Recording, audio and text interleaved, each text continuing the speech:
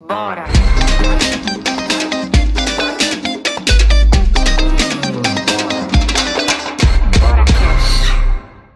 E aí, galera, estamos mais uma vez nesse BoraCast maravilhoso. O BoraCast vem da palavra Boraí. Boraí significa canção em Tupi-Guarani.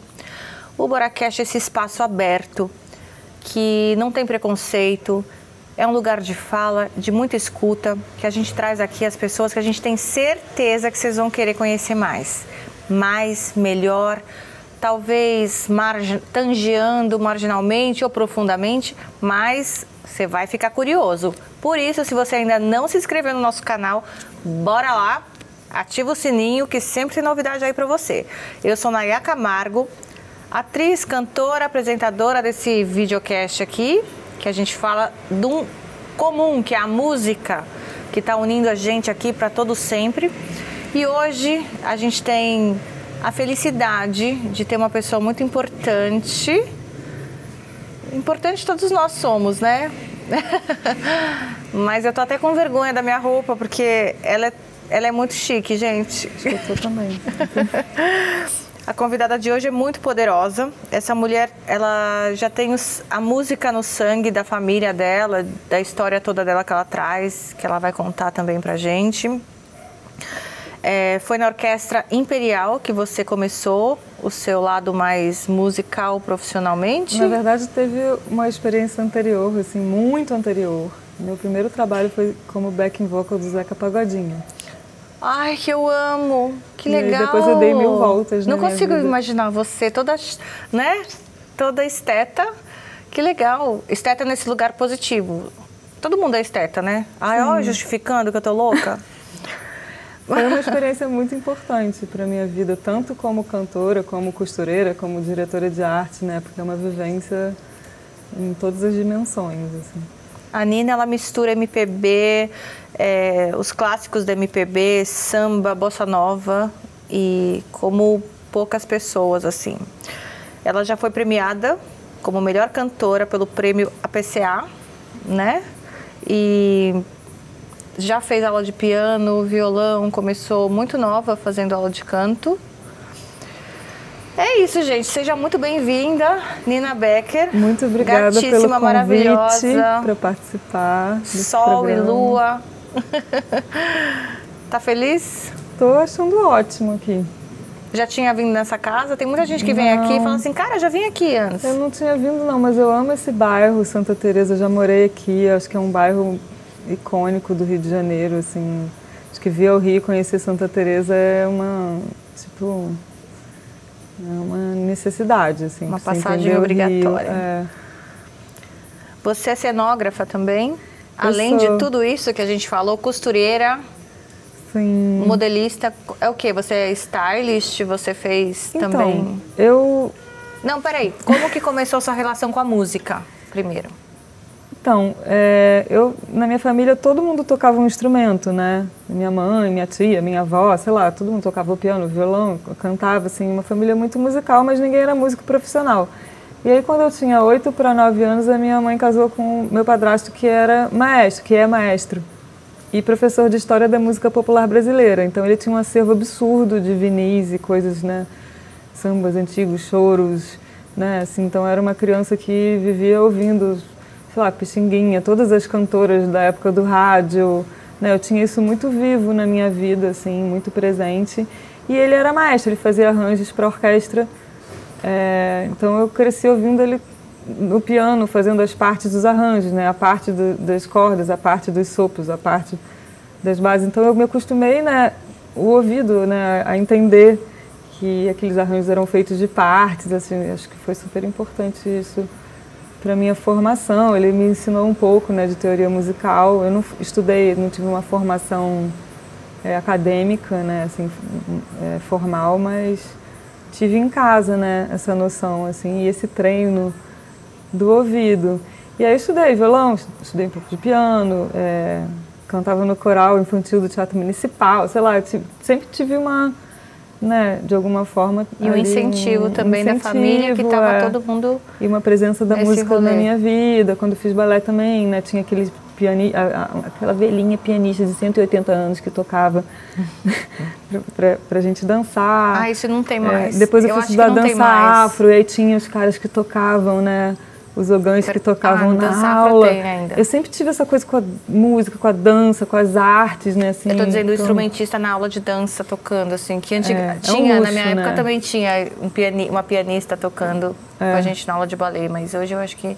É um luxo, assim.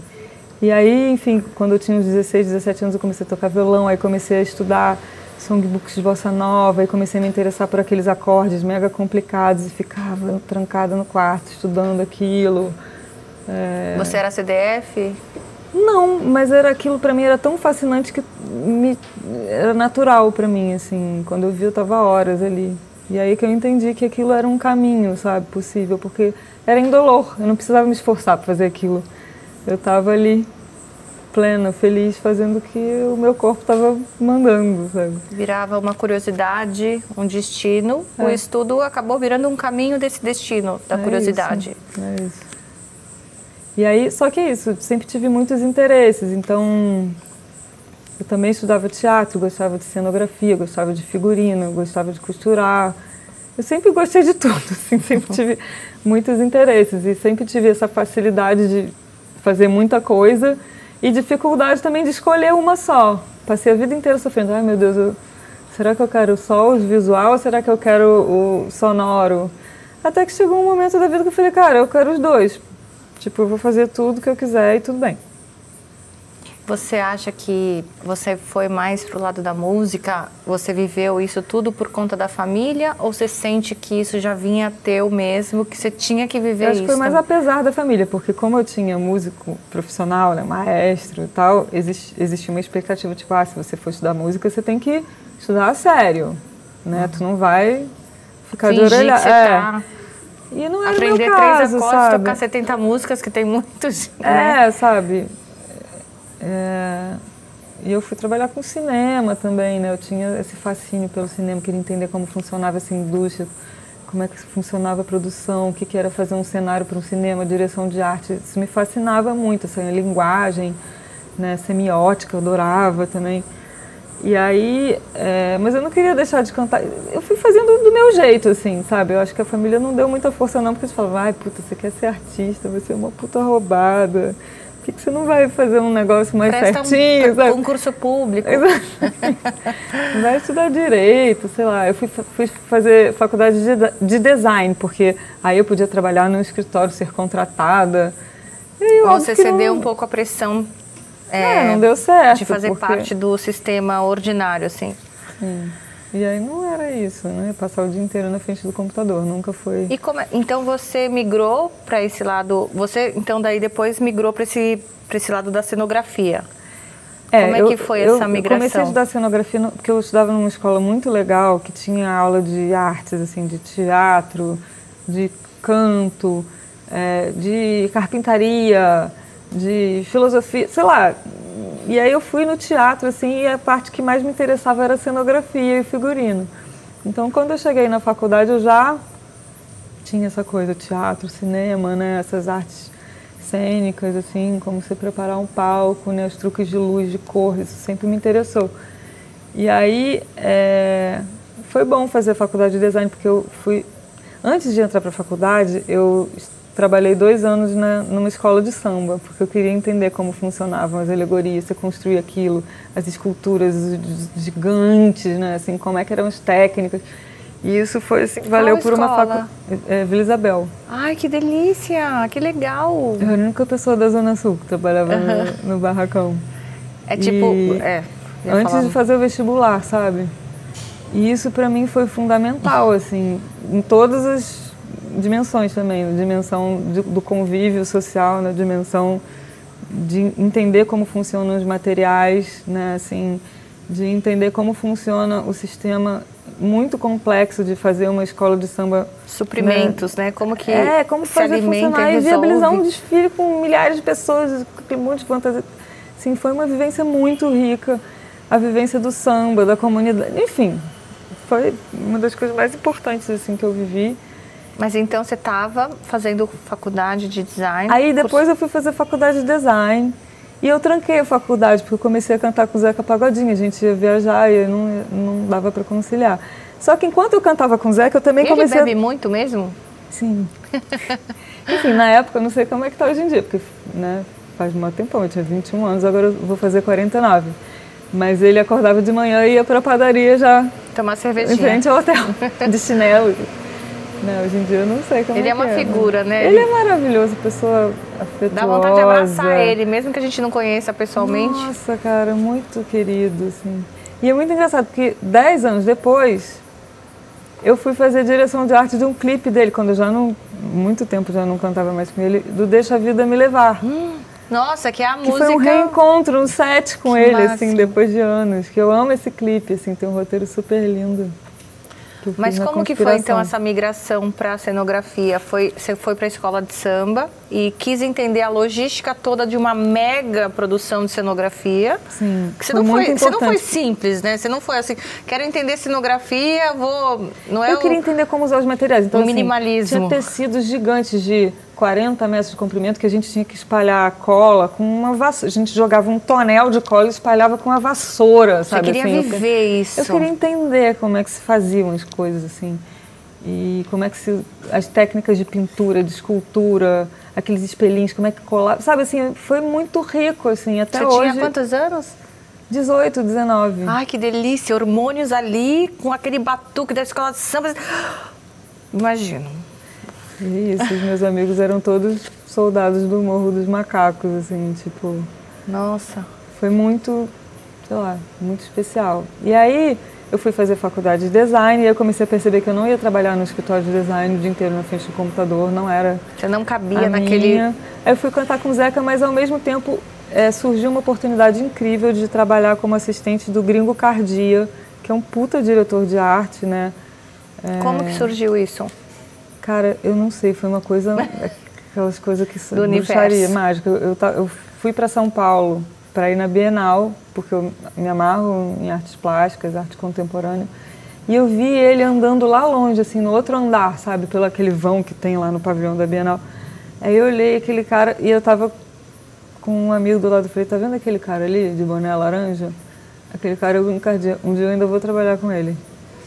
E ele era o diretor de arte que estava mais bombado na época.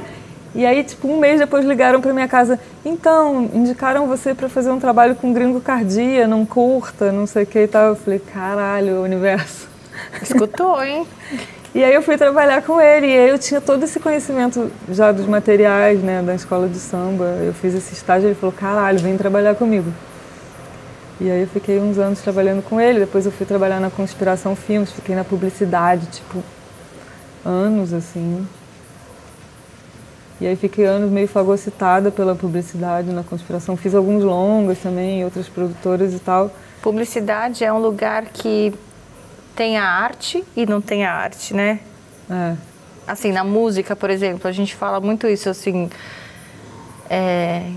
que a gente faz muita música para publicidade, né? O que você tem que vende cliente, mais, né? Não sei o quê. Tem cliente. Mas assim, como eu sempre me interessei por semiótica, né? Assim, por que você escolhe essa xícara para botar na mesa do café da manhã e não aquela outra, né? O que aquele material quer dizer para você? Ela é de louça ou ela é aquela cor de café com leite, sabe? Que só tem no Brasil? Né? Assim, o que você pode dizer com aqueles objetos, né? Eu era produtora de objetos na época. O que você pode dizer com esses objetos, né? Qual é o discurso que está ali naquele pedacinho de coisa que aparece em um frame daquela publicidade, né? Qual é a brecha que você tem para comunicar alguma coisa? Então isso me interessava muito, foi interessante ficar na publicidade esses anos, só que chegou uma hora que eu fiquei exausta e morrendo de saudade da música. Você estava, então, tipo, executiva da publicidade. Fui fagocitada. Executiva full time. Você chegava em casa, dormia, morria, acordava e ia para trabalhar. Feriado, família, namorado, tipo, meio... Fiquei, assim, um mergulho interessante, assim, porque na época estava tendo a retomada do cinema nacional, assim, nos anos 90, né, que criaram a Lei Rouanet, começaram a ter fundos setoriais, sei lá, começaram vários longas a acontecer de novo, o cinema estava muito parado até então, e aí todos os profissionais do cinema foram trabalhar nos longas e não tinha mais ninguém para publicidade. Começou a faltar gente. E eu era uma assistente muito esperta. Me chamaram para fazer direção de arte. Eu tinha 20 e poucos anos, assim. E eu segurei a onda, emburaquei, assim. E aí, fiquei alguns anos assim, me chegou uma hora que eu fiquei muito cansada. Essa teoria é interessante. Interessante, essa que estava faltando. E aí... Tava todo mundo nos longa-metragens, assim. E aí, foi maravilhoso, assim. Eu fiz trabalhos, assim, que eu aprendi muito, assim, responsabilidades grandes. E que foram maravilhosos e me prepararam para muita coisa depois, assim. Mas Você a música chamava, sabe? Sim. Chegou uma hora que não deu, eu precisei... E qual é o teu estilo, assim, que você gosta de cantar, que você... Cara, eu sempre gostei de ouvir essas cantoras antigas, assim. Tá. Mas sei lá, quando eu era adolescente eu amava punk rock, assim. Mas de cantar mesmo, eu gosto de cantar músicas antigas. Por isso que, quando eu entrei na Orquestra Imperial, em 2002, eu trouxe junto comigo um repertório, assim, de gafieiras e sambas antigos e coisas... sei lá, que eu sempre sonhei em cantar, sabe? Com orquestra, com sopros e tal, assim. Uma big band. A persona que eu tenho na orquestra é essa mulher antiga, meio boleirada, meio samba-canção, assim. É diferente até do meu trabalho solo, assim, mas eu expresso essa persona lá, sabe? E que é a pesquisa da minha vida inteira, da minha adolescência, que eu ficava ouvindo Aracide Almeida, Elisete Cardoso, Dalva de Oliveira... né, todas essas cantoras que eu amo, assim, e eu trouxe isso para a orquestra, para, né, colocar ali Elza Soares, enfim. Você sente que a cenografia alimenta a sua cantora e a sua cantora alimenta Totalmente. A cenografia? Todos os trabalhos que eu fiz já pensando no visual junto com a música, com o som, né, não consigo dissociar uma coisa da outra. Às vezes até a imagem vem antes, assim, porque ela depois me inspira para fazer. Você se traveste, assim, a imagem vem antes, assim, no sentido, você se traveste desses objetos, de repente, cenográficos, para criar uma persona, para cantar? Por exemplo, o meu último trabalho solo, que chama Acrílico, que eu fiz porque eu sabia... Nossa, olha, de canto. É o nome de um material, né? Então, assim. que coisa! E eu fiz porque eu sabia que ia ser o último CD, assim, que eu ia lançar, que não ia mais existir esse suporte desse material, que inclusive é um material super infeliz, né? Uma caixinha que é feita para quebrar, né? Assim, um negócio, uma solução que a indústria criou que não é eficiente, né? Assim, para distribuir o CD. Né? Que o acrílico sempre quebrava, né? Quebrava a perninha, rachava. Não é um negócio... E aí, eu pensando nessa fragilidade, na fragilidade do momento que eu estava na minha vida, naquela época, não sei, fez sentido o acrílico para mim. Não, total. Agora você explicou essa questão, já ficou. E eu também criei esse disco na época do golpe, em que eu entrei num luto profundo, assim. Foi uma época que eu comecei a me vestir só de preto e branco, assim. Eu não conseguia mais usar cor nenhuma.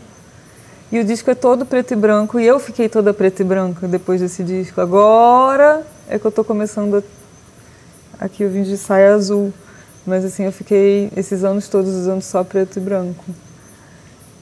Assim, no meu corpo, sabe? Ele absorve, assim... Você parou de ter fé no golpe? Não foi... eu acho que o golpe me colocou num lugar de luto mesmo, assim, sabe?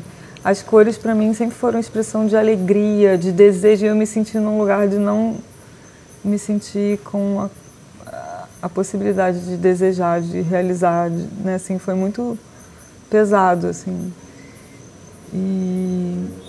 E aí o disco saiu todo preto e branco, assim. Eu acho que toda a dor que eu senti com o golpe, com tudo que sucedeu depois, né? Assim, ver todos os, né, colegas artistas, assim, se ferrarem, né? A gente vê a arte ser colocada num lugar de desprestígio total, de desrespeito, né? Assim, perante o Estado, né, assim, perante uma sociedade, assim, eu fiquei muito mexida com isso e entrei mesmo nessa hibernação, assim, sabe? Você parou de pensar sobre o assunto porque você parou de ter fé, de acreditar que tem justiça ou que as coisas... Quem é bom consegue...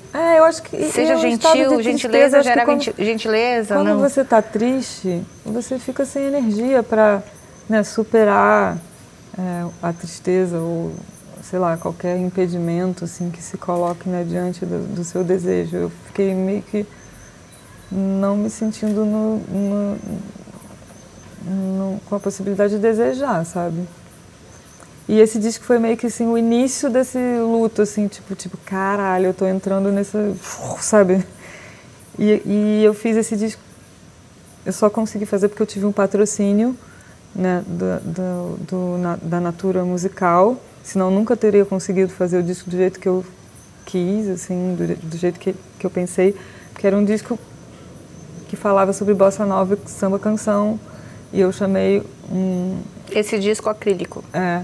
Tá. Eu chamei um quarteto de jazz, assim, só que eu chamei o Pedro Sá também, que é guitarrista, tipo, para interagir com essa galera, assim, e compositores para serem parceiros, assim, tipo o Negro Léo, sei lá, o Jonas Sá, que me ajudaram a construir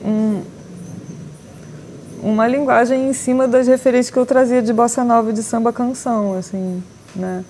Mas bem fragmentária. E que acho que é isso, assim, acho que foi o disco que eu sempre quis fazer, assim, que era declarar o meu amor à bossa nova e ao samba canção, né, e à música brasileira, no meio daquela dor também, assim, que eu estava sentindo naquele momento, né? Então, foi também um exorcismo? Acho que foi. Acho que foi. Mas, enfim, nem me lembro como é que eu cheguei nesse... Também não lembro. Cheguei nesse assunto. Mas esse foi o meu último disco, assim, agora eu tô... E aí depois eu comecei a não trabalhar mais tanto na música e começaram a aparecer mais trabalhos na área de direção de arte, de conteúdo, Você acha que você é mais visual, auditiva ou sensorial? Eu acho que o meu som é visual, sabe? Eu sinto o som plasticamente, assim, sabe? Eu presto muito mais atenção nas texturas e no som do que na letra da música. A letra vem também, óbvio, ela é super importante então, Chico Buarque, assim, aquelas letras enormes, tá? Eu fico emocionada, eu amo poesia, eu amo as palavras, assim, e elas constroem imagens lindas também, né? Mas o ritual do ritmo te traz mais esse lugar imagético. Eu acho que é o ritmo, uma a textura, ambiência, sabe? A textura, assim, uma plasticidade, assim, que eu acho que vem primeiro pra mim, né? Pra cada pessoa vem de um jeito.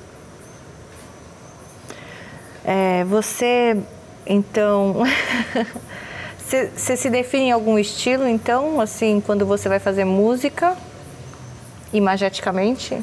Cara, não sei se tem um estilo, né, assim... Eu tenho um amigo que me chama de bossa punk, assim, mas eu não sei, eu acho que não tem nome. Você não quer definir, até para ter a liberdade de fazer o que vier? Varia, assim... Mas sim, Mas tem alguma coisa mais forte para você, que você traz... Hoje, o que está vindo para você jogar para fora? O que eu tenho de forte, eu acho que é esse meu amor pela história da música brasileira, assim. Todas as coisas que eu faço tem uma referência de alguma coisa que veio antes e que eu estou processando, assim, sabe?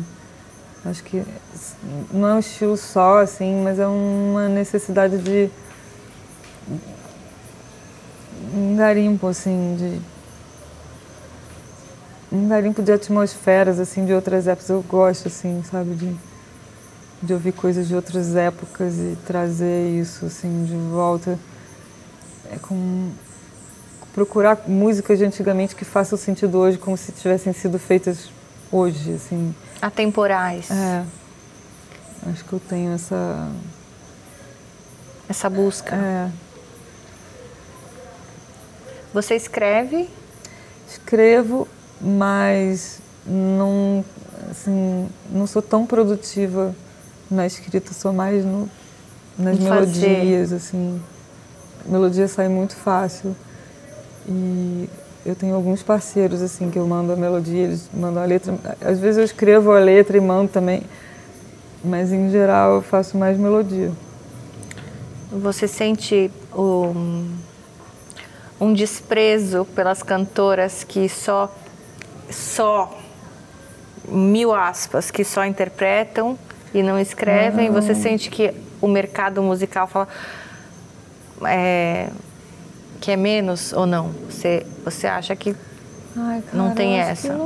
Ninguém tem obrigação de nada nesse mundo, né? Assim, acho que cada um tem o seu caminho, assim. Eu acho que de alguma forma essa curadoria, né? Assim, do que a pessoa vai cantar, de que forma, né? Como é que ela vai trazer isso, né? Porque o cantor, ele é um comunicador, né? Ele é um veículo para trazer aquele repertório, aquelas palavras. Então não importa muito quem fez a música. Óbvio que eu acho muito foda que a gente tenha tantas mulheres compositoras hoje fodas, assim, surgindo e divulgando seu trabalho, mas assim, tem cantores que só cantam e que são maravilhosos também e que trazem, assim, uma força incrível também, assim, nessas escolhas, né, assim. E como é que você escolhe uma música para você interpretar, para você cantar? Da letra de uma outra pessoa? Eu acho que a letra é importante, claro, principalmente quando ela vem de outra pessoa, né? Mas tem um critério que para mim é muito importante, que é um conforto do canto mesmo, assim, de uma melodia que você tem um conforto físico de cantar aquilo, que seja prazeroso de cantar, né? Porque assim, tem canções que são muito potentes, às vezes pela letra, às vezes pelo ritmo, porque tem uma levada, tem um groove, e às vezes nem tem tanta melodia. Eu tenho um compromisso com a melodia, assim, a beleza da construção de uma melodia é uma coisa que o meu corpo se entrega para isso, sabe? Então, eu tendo a procurar canções onde eu sinto que a minha voz desliza com conforto, assim, sabe? Mas você vive a personagem que está cantando ou você pensa mais no corpo? Assim, você vai para a cabeça e você vive essas várias vidas dessas mulheres todas que estão dentro de você, também ou não, sei lá, que você vai cantar? Eu não penso muito, assim. Ou você tem que viver fisicamente o corpo, assim, na performance, na hora que você está cantando? Então, é um ponto interessante, assim. Eu acho que até é uma coisa que eu sempre tive vontade de estudar e nunca me dediquei o tanto quanto eu poderia e quero ainda fazer isso. Tem cantoras, assim, que têm uma noção, que até já estudaram teatro, que têm uma noção muito mais madura até de entendimento do seu corpo no palco e de como ele, né, impacta as pessoas, o seu comportamento no palco, gestual, um controle, né, assim, dos movimentos. E eu entendo isso porque eu sou uma espectadora, né, que eu trabalho com cinema, né, estou acostumada a assistir e entender o que funciona ou não. Mas quando eu estou no palco, eu não penso no que as pessoas estão vendo, eu sou puro sentimento, assim, sou totalmente intuitiva e espontânea. Eu não crio poses para as pessoas acharem que está bonito, sei lá, eu me solto, assim, sabe? Você é racional? Eu sou pura emoção, mas assim. você é passional cantando? Eu sou passional cantando, exatamente. Você quase sangra, eu então. tiro o sapato, eu pego o copo d'água no chão e ajeito a calcinha. Sei lá, eu meio que não quero ficar fazendo pose, sabe? É um lugar onde eu posso ser. Você chegou no seu canto e você está com a liberdade que você... Exatamente. Que você merece. Onde eu posso ser o que eu sou, sem ficar fazendo pose nenhuma, sabe? E às vezes, sei lá, quando eu vejo o vídeo eu falo, nossa, que desengonçada.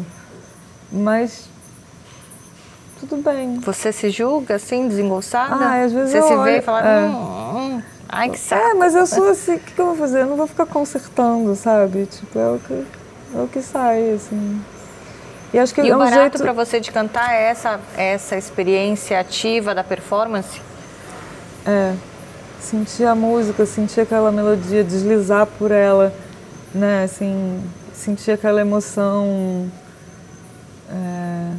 muito mais do que construir a tal imagem, né, a qual eu me dedico tanto para construir para os outros, né, assim.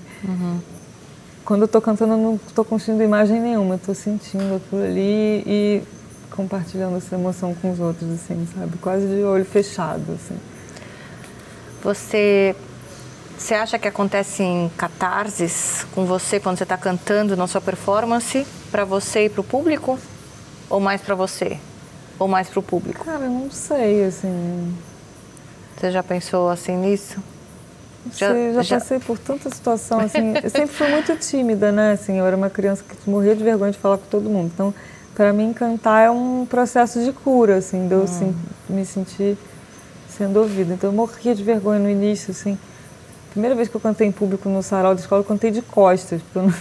Sério? Que legal. Eu morria de vergonha. Então, assim, no início eu ficava muito nervosa, tremia. Sei lá, às vezes quando você está nervoso, você desafia. Né, assim, foi todo um trabalho, assim, de entendimento do que é o palco. Você né? conquistou esse lugar. É. Não estava de graça, assim, você não chegou e já... Você não era aquelas crianças que estão aqui, já estão... Não, o palco era um lugar que eu morria de medo, assim, eu botava o pezinho tipo, ai, não. Ai, sabe, eu fui conquistando isso aos poucos, assim, e a orquestra me ajudou muito, assim. O Zeca foi maravilhoso porque eu era backing, então eu não ficava ali na frente, né? Então isso me ajudou a entender a dinâmica do palco. E na orquestra também, porque eram vários cantores, um monte de música, eu podia ficar lá só dançando, tocando chocalho e me acalmar e sentir que não, tá tudo bem. Antes de cantar minha música, isso me ajudou muito. Os primeiros shows que eu fazia solo, eu começava a fazer tocando antes de cantar. Até eu, tipo, passou o taquicardia, passou uns 10 minutos eu lá tocando a minha porrinhola lá, o vibrafone. Aí passou o taquicardia, beleza, já tô pronta para cantar. Galera, vamos começar. Aí eu dava o sinal para começar a música, a gente ficava só levando um som, assim. Então eu fui cuidando disso, né, acolhendo essa dificuldade minha e construindo uma coisa que viabilizasse, assim, meu cantar, assim, sem tanta agonia, assim, que eu morria de timidez mesmo. Você cantando, acompanhada de violão, você foi comparada a Nara Leão, né? Você escutou muito isso? Cara, sim, porque eu sempre cantei baixinho, né? Sempre tive essa coisa de cantar baixinho e de gostar de bossa nova, né? Que é um gênero que tem muitas questões, assim, né? Pra gente refletir, assim, mas que eu acho que... Por exemplo? Porque, você assim, põe na roda agora... Não, acho que é importante colocar na Sim, roda eu mesmo, quero assim, saber. porque... desde criança eu sempre ouvi muita bossa nova e sempre ouvi muito o João Gilberto, né, que para mim assim foi um artista muito importante assim para minha formação. E a gente tem, né, essa trajetória da bossa nova como um movimento musical que começou num ambiente de elite, né, e que de alguma forma também revolucionou, né, a percepção da música brasileira no mundo, através de Tom Jobim, né? Então, assim, qual é o lugar da bossa nova, né? Assim, né, o quanto que, né, o quanto ela foi importante positivamente, assim, né, para a cultura brasileira, para o reconhecimento da cultura brasileira no mundo, mas, assim, o quanto ela reflete também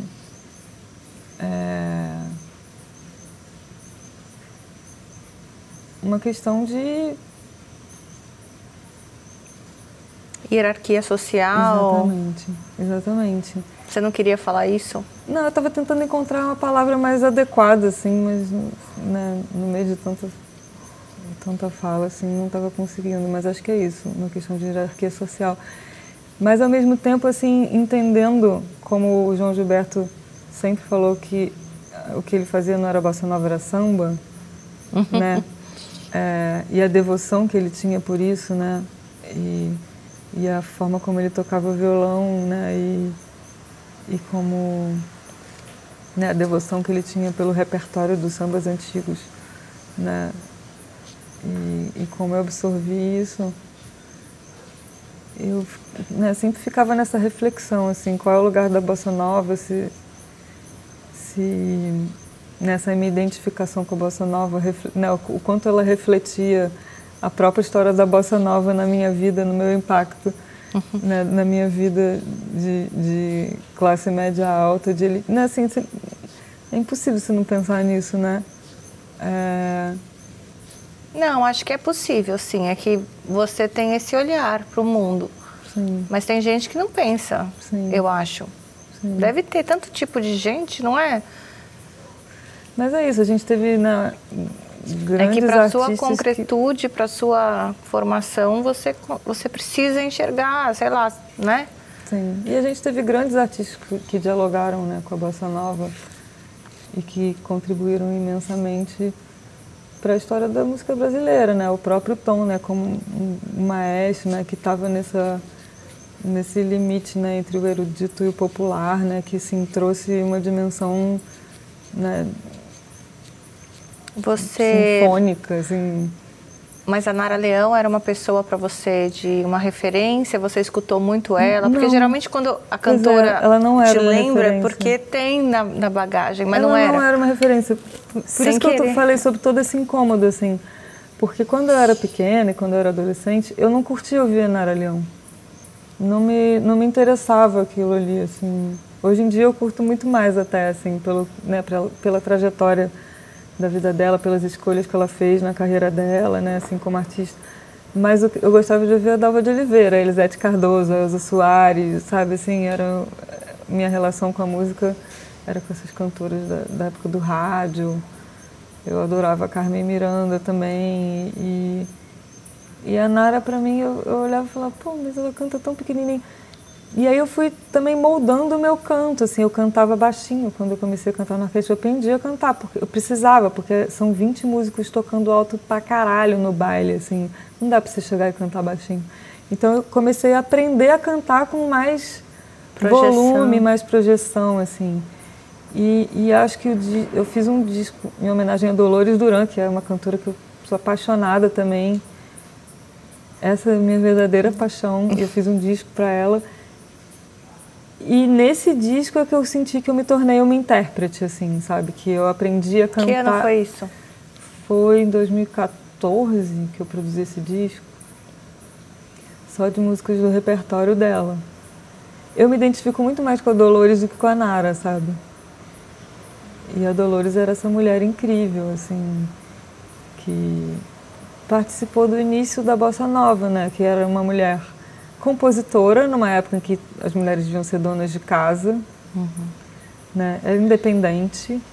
Todo mundo era louco por ela, ela era uma gênia engraçadésima, ela namorou todo mundo, né? Era uma mulher periférica, sabe? Que ralou pra caralho pra construir a carreira dela, assim, e fascinante, assim, falava várias línguas e bebia de igual para igual com Vinícius de Moraes, sei lá. Eu me identifico muito mais com ela, embora eu não seja assim, essa pessoa tão para fora, no canto e na coisa do senso de humor, assim, me identifico muito mais com ela, sabe? Mas você buscou, então, não parecer a Nara Leão cantando? Não, eu não busquei nada, assim, uma coisa que de coração eu fui, né, sentindo. Virando outras assim. coisas. Eu me vi naquele lugar tocando com aquela orquestra, com um naipe de sopros e uma banda com 20 músicas, eu precisava projetar e aprender. Porque assim, quando você está cantando num palco que tem um monte de gente tocando alto, quando você canta sem conseguir se ouvir, que é o que acontece quando você canta baixinho num palco onde está todo mundo cantando alto, você cantar sem se ouvir é que nem você desenhar sem enxergar, né? Você não se ouve. Então eu tive que aprender a cantar com um volume mais alto. E isso foi... E eu desejava muito estar ali, eu desejava muito cantar e eu tive que me entender com aquilo ali, sabe? Mas assim, essa comparação com a Nara, por mais que eu até parecesse fisicamente com ela, né? Branquinho, cabelinho, né? Eu nunca me identifiquei com ela, sabe? Porque eu nunca... Sei. A gente fala, assim, tô dizendo, no geral, assim, hoje em dia, as pessoas falam assim, puxa, a música boa tá fadada ao fracasso, vai acabar, porque hoje em dia a gente tem essas coisas efêmeras, esses hits que ficam e perpetuam. Você acha que a música... O que você acha hoje da cena musical? Cara, eu tenho ouvido Muita massificada, coisa. assim, da massa? O que você acha? Como é que você enxerga esse lugar? Eu acho que assim, a gente vive um momento em que tem espaço para tudo, né? Assim, toda semana eu fico sabendo de algum artista que eu nunca ouvi falar, que tem sei lá quantos milhões de seguidores e faz turnê o Brasil inteiro, ganha dinheiro pra caralho, que você nunca nem ouviu falar, assim, né? Isso existe e tudo bem, assim. E eu tenho também, eu ouço muito novos artistas, então sempre, né, interessada no que está sendo feito. Assim. Quem que você gosta de hoje em dia que tá... Quais são suas referências da New Generation, assim? Cara, tem uma cantora que eu amo, que é a Isadora Mello. Ela fez uma participação no disco do Zé Manuel, alguns anos atrás, e ela está no início da carreira, assim, e ela é sinistra. Eu acho ela sinistra. Isadora assim, Mello. Ela não é muito conhecida, assim, mas eu acho ela... Foda. Foda. E ela compõe, e ela tem uma inteligência, assim... Aliás, eu tinha que ter ligado para ela hoje para falar uma parada, acabou que não deu tempo. Mas, enfim... Viu, Isadora? Já, já. Tem os malucos... Sei lá, agora não vou conseguir me lembrar todos os nomes, assim, eu vou anotando quando eu ouço e gosto de alguém, assim. Mas você acha que a gente consegue classificar música boa e música ruim? Isso não existe, é tudo relativo. O conceito de bom e ruim, nessa altura da história da humanidade, não dá. E legado? Legado, memória musical, você acha que a gente consegue pelo menos ter uma sugestão do que vai ficar e do que está atendendo ao entretenimento e a publicidade? Eu acho que a música, né, ou do movimento musical? A gente passou por muitas gerações da música que existem esses cânones, né, esses grandes artistas cânones, né, até a Tropicália e um pouco depois as gravadoras e tal. Hoje em dia é tudo muito fragmentário. A gente não tem mais os cânones, a gente tem uma rede de gente, né, assim, de artistas que colaboram entre si, da mesma cena, às vezes até de cenas diferentes, mas que pelo afeto de alguma forma trocam, né? Eu acredito muito nessa rede, assim. Acho que o legado, sei lá, não sei como é que nem você pensar na história, assim, né? Assim, história como matéria de estudo. Até pouco tempo atrás a gente estudava, sei lá, a Revolução Francesa, a história do Brasil, desde a chegada dos portugueses. Hoje em dia tem a história contemporânea, porque assim, a cada um século de história passada, sei lá, a história da Grécia Antiga e tal, a cada um ano que passa você tem um volume de acontecimentos assim, de importância, né, para a história do mundo, que não dá para processar tudo. Como é que vai ser isso? Sei lá. Não é responsabilidade minha entender o que vai ser feito com isso. Mas... não sei assim, qual é o papel do legado, nem como é que isso vai acontecer, sabe? Nesse sentido, eu acredito em falar... pessoas que são impactadas, assim, Sim. pessoas que são impactadas pelo trabalho de determinadas pessoas. Não existe uma memória mundial, uma memória num país, sei lá. Mas tem movimentos musicais que a gente a gente usa de referência para amanhã, né? E hoje em dia você sente que está rolando um movimento que vai ficar também para daqui a 50 anos a gente lembrar de 2023, 23 a gente tá? Ai, gente, pois é.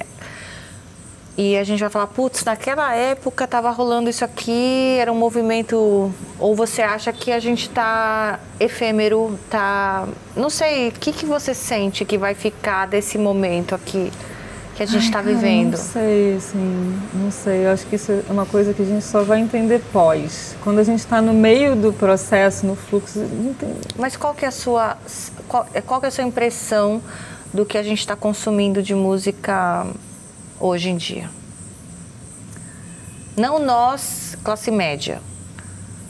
Nós, classe média, nós, classe povão, nós, classe alta, assim, né? A gente é classe média, já está meio protegido. Protegido no sentido mais escroto da palavra, mas... É quase restrito, né, assim, filtrado, né, assim, num lugar de pouco acesso. O que você está enxergando da cena musical?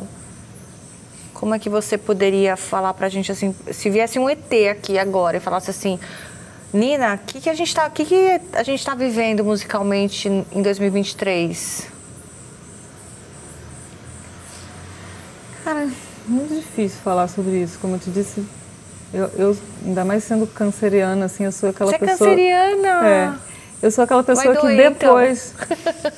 Vai doer essa pergunta. Não, assim, eu sou uma pessoa que eu entendo depois, sabe? Eu nunca, na hora, vou saber o que dizer, sabe? Eu preciso de um tempo para entender, para processar. Então, assim, agora eu não sei, assim, eu vejo... Existe uma indústria pesada, né, assim, né, nesse mercado de música sertaneja, né, assim, dos artistas... até, né, dos piseiros, dessas mesclas assim de sons, né? Mas ao mesmo tempo tem uma galera muito interessante, artistas menores assim que tem uma produção local, às vezes regional, né, que se comunicam com o seu público ali. Eu tenho visto também assim como essa possibilidade de você gravar em casa, assim, né, uma galera do rap, do hip hop, do trap, assim, produzindo, assim, muita gente pra caralho, assim, produzindo, às vezes até um monte de gente fazendo um monte de coisa parecida, sabe, tipo, com o mesmo tipo, mesma estrutura de produção, mesma forma de colocar a melodia, mas assim, essa efervescência vai dar em algum lugar, né, assim, aquilo vai evoluir para algum lugar. Mas você tá orgulhosa do movimento que está acontecendo agora? Você faz parte do movimento? Eu acho que tem muita gente fazendo muita coisa e isso não tem como ser ruim, sabe? Não tem como ser ruim. E eu acho que, né, a internet tem vários problemas, assim, mas tem realmente a parte boa, que é a possibilidade de um artista divulgar o seu trabalho e formar um público, né? Se for uma pessoa que souber usar as redes de uma forma eficiente, inteligente, assim, pode ser bem interessante. O que é um problema também. Eu, por exemplo, tenho dificuldade assim, de trabalhar a rede, né? Se você não tem um talento para ser um bom influenciador, nossa, tá fudido. E eu tem dias que eu tô com esse talento e dias que eu não tô. Então, e tudo bem pra mim. Assim, a gente estava falando da Adele, né? Que ela... Eu falei, cara, todo cantor, músico tem que ser blogueiro, tiktoker, não sei o quê. E parece que a Adele, pelo que nosso brother falou, ela falou, não quero. Não vou, porque não tô afim. E tem um monte de gente que não quer. E que bom. Não é saudável, assim. A não ser que se você tem um talento nato pra chegar e fazer um vídeo na hora, sem ter que fazer 40 vezes até ficar bom. E que mais que a gente faz da vida, né?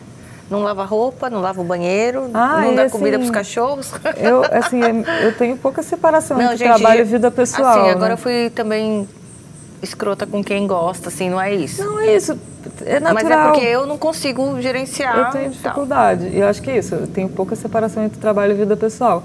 Mas assim, de fato, o trabalho não é a coisa mais importante da minha vida. Tem outras coisas que eu quero compartilhar, sei lá. Tá. Ser essa pessoa interessante 24 horas por dia é um negócio. Não quero ser interessante 24 horas por dia, gente. Eu quero, pô, sei lá, ir na feira de bicicleta, comer meu acarajé e você já fez namorar. Dança, né?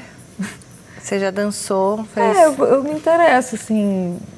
Eu me interesso por trabalhar o corpo, sei lá, estudei balé, fiz dança, fiz tai chi, fiz capoeira.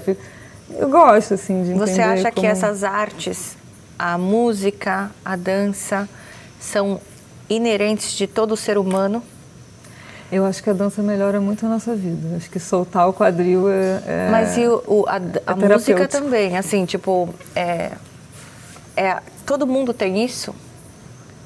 Basta você se colocar à disposição? Cara, pior é que eu acho que sim. Não, eu também, eu acho que sim, não sei se você, mas eu acho que sim. Eu acho que sim, eu acho que a dança é terapêutica e eu acho que a música é terapêutica e eu acho que se permitir ser tomado, né, assim, pelo som, pelo ritmo e se movimentar, né, assim, permitir que o seu corpo se movimente sem você ter o controle total, né, assim, é um sentimento de você estar num fluxo, numa onda, né, assim, é uma energia que está te levando. Né, se permitir né, ser tomado por isso Você faz é libertador. arte, assim. então, tem uma coisa mais sua, dessa sua cura. É uma pergunta, tá? Não é uma afirmação. Do que não é uma fonte para você ficar viciando o público, né? Acho que é um trabalho Você que sou eu entendeu que comigo eu me mesma. pergunto? Tanto que é isso, assim, eu encontrei o meu lugar, assim, como cantora, que eu nunca desejei, nunca tive uma ambição de ser mega famosa e, tipo, hiper bem sucedida. Assim, eu prefiro ir lá fazer aquele showzinho para aquelas pessoas, naquele lugar pequeno, que eu vou olhar no olho de cada um e eu faço um show que eu converso com o público, troco uma ideia, e isso me dá prazer, porque eu tô ali, sabe? Inteira. Inteira. Do que ficar naquele hype eu já tive épocas da minha vida, assim, de ficar viajando sem parar, e 1000 compromissos e agendas, entrevistas, fotos, não sei o que. E isso não é divertido, sei lá, não é pra mim, né? Tem gente que vai fluir super bem e que vai funcionar e que é ótimo, mas a minha arte é uma coisa mais... aconchegante, mais ninho. Assim, Tá. Ai, eu tive que pular um monte de pergunta, porque a gente foi indo. Mas a gente está chegando nesse final aqui da entrevista, dessa conversa maravilhosa. Você gostou? Adorei. Bora para uma rapidinha? Vamos. Ai, meu Deus, tá todo mundo pronto para essa rapidinha? Não tô gostando. Tinha que pegar mais no susto, né? Mas a gente vai chamar esse homem maravilhoso, que é o Felipe! Maravilhoso, para fazer essa rapidinha com a gente. Vamos nessa! Vai ser mais... E você pode se apropriar agora desse axé. Tá vai ter que chegando aqui tocar. pra você. Tem que ser os dois? Você que sabe. Eu vou só com Deixa pra você. esse daqui. Agora rapidão, um negócio doido, tipo, bonito, que eu fiquei assistindo, fiquei viajando. A gente tinha falado disso também. Um lance meio sinestésico da relação com a arte, com a criação e com o consumo de arte. Você falou, tipo, um negócio a sua música tem uma cor, ou tem uma coisa assim, sabe? Tipo, ler uma linguagem através do raciocínio de outra linguagem. Isso é muito doido, assim, tipo, e aumenta, eu imagino, as possibilidades de criação e de leitura, né? É tipo assim, você pega um saxofonista e pede ele pra fazer um solo de guitarra, sabe? Pega aquelas notas e bota no outro instrumento. Cara, total. Pra ver o que é que rola. Quando eu chamei a banda pra fazer o acrílico, eu falei, olha só, eu não vou falar em linguagem de música, que eu não sei falar. Eu vou falar amarelo, azul, maçã, uva, sei lá, tipo... Eu vou encontrar um jeito de comunicar pra vocês o que eu tô sentindo em relação aos arranjos, a gente vai fazer isso junto, assim. E deu super certo, assim, Sim. puta cara sinistro, assim, músicos absurdos, assim, que tocam jazz. Esperando um Zé Melol e você metiu um maçã foram nos muito peitos do cara. generosos, assim, e deu muito certo, eles se divertiram pra caramba, foi muito bom. Sim, foda. Isso foi foda. Seguinte, vou te fazer umas perguntas rapidinhas sem cuspe. Quer dizer que não pode ficar mastigando muito para responder. Ai, meu tem Deus, que ser... a canceriana que, tipo, aquela que demora pra pensar. Vamos lá. E aí você vai no ritmo dele. Você vai acompanhar o cara, ele vai estar tocando e você vai acompanhar o cara. Pegadinha. Você pode fazer a sua performance do jeito que você quiser. Pode estar totalmente fora do ritmo dele, você que sabe. Você vai criar aí junto. Bora? Vamos. Bora. É nóis.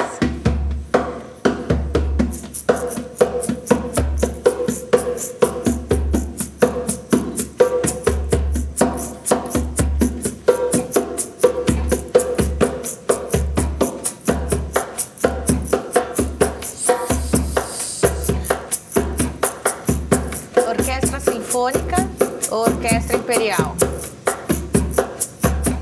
Imperial.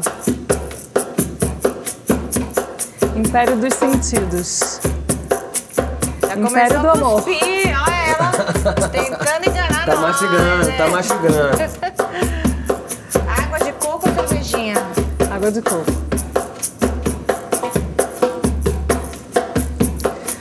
Samba do morro ou bossa nova? Samba do Morro.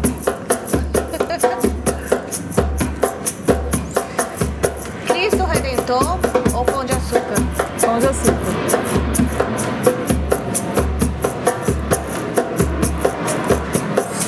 Dividir o palco ou se apresentar sozinha?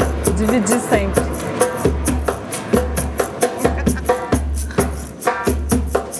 Nara Leão, da Jovem Guarda, ou tropicalismo? Tropicalismo. Você nem falou com raivinha essa. Piano de Tom Jobim ou violão do João Gilberto? Violão do João Gilberto. Axé, ô delícia. Ó, tá baixando aí, tá chegando? Tá chegando pra você? Ó, axé chegando aí, ó. Ih.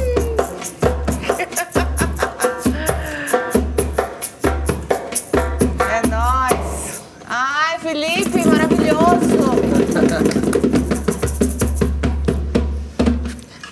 Ai, Felipe, você é foda. Ele é demais, não é? Você que é foda.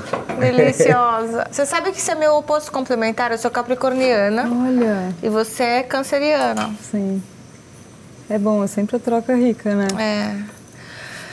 Gente, falamos aqui com essa pessoa incrível que já falei que eu tenho certeza que vocês vão ficar muito mais curiosos, vão investigar, vão querer sacar tudo dessa pessoa.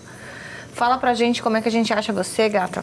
Então, tem o Instagram, o Becker_Nina.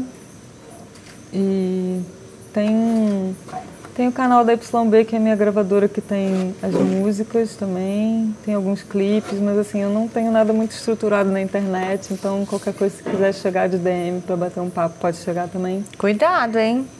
Ah, tem uns malucos, mas a gente filtra, né? Dá pra bloquear também, Sim. né? É. Quer passar um axé, um recado pra você, pra galera que te segue? Alguma coisa que eu não te perguntei, que você quer falar, que tem a ver com tua caminhada agora recente?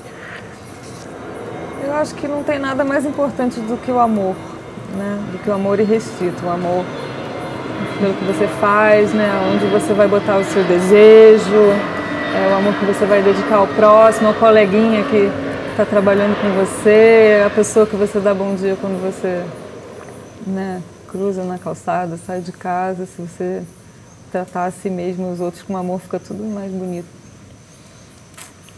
Gente. Dava pra terminar melhor? Não dá, não. Não, fudeu, né? Agora... Fudeu. Fudeu, não dá vontade de ir embora.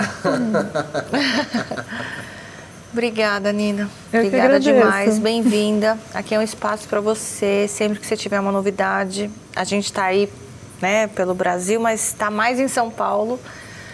Fica à vontade. Venha visitar a gente. Vou lá visitar vocês. A gente tem um estúdio legal para você gravar suas coisas também, quando você Eu vou quiser. fazer um show em São Paulo, mas Quando? eu não sei. Dia 23 e 24. Oxi, Lá na casa Pedro. de Francisca. Pedro, tá escutando isso aí?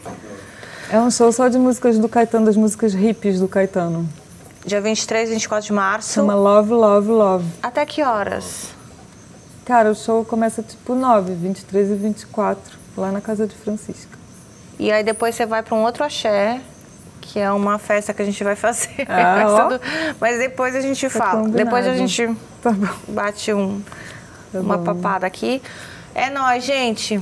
Obrigada por mais essa generosidade, essa pessoa que se coloca à disposição, aprende junto. A gente nunca chega em lugar nenhum, a gente está sempre indo, buscando, tentando, errando, acertando. Não sei o que é o erro e acerto, depende de quem vê. Tamo junto, é nóis, até o próximo BoraCast. Bora!